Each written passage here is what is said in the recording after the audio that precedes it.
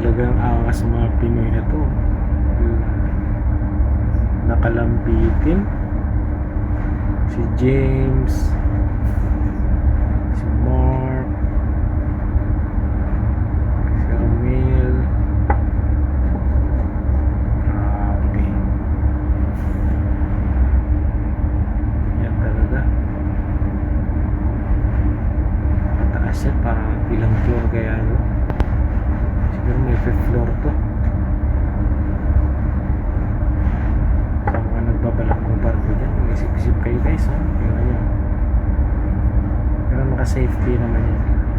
Safety bag naman yan sila. Buti magandang panahon ngayon. Kalmado lang ang dagat.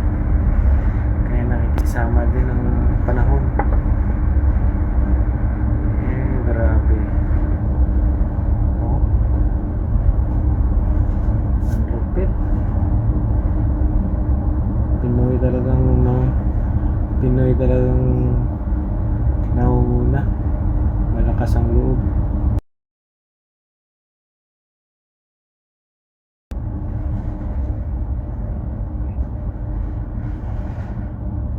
Pintala. Ilang ano to? Crane? 3. May isa.